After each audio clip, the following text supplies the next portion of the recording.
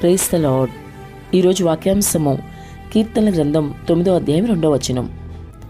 నేను నిన్ను గూర్చి సంతోషించి హర్షించుచున్నాను. ఆమెన్.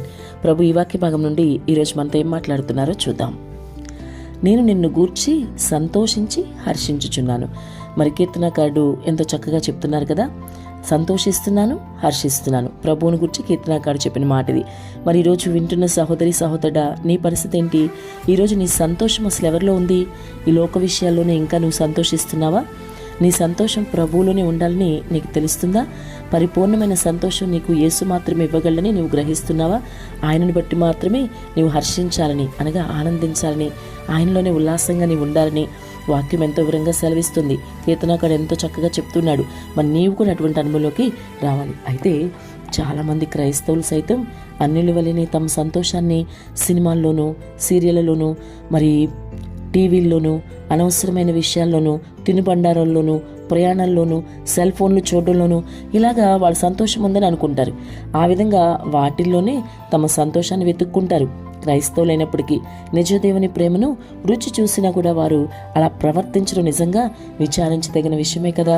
మరి వాక్యం గమనిస్తే కీర్తనకారుడు తన దేవుని బట్టి మరి సంతోషిస్తున్నాడు, ఇంకా ఆయన హర్షిస్తున్నానని కూడా చెప్తున్నాడు. అపోస్తలుడైన పౌలు సైతం ప్రభువులు ఎల్లవెళ్ళ ఆనందించడని మరి ఫిలిప్పీ పత్రికలో చెప్తూ మనకు తెలుసు కదా. కాబట్టి మిత్రమా, ఇప్పటికైనా మరి నీ సంతోషం ఎవరిలో ఉందో గమనించుకో.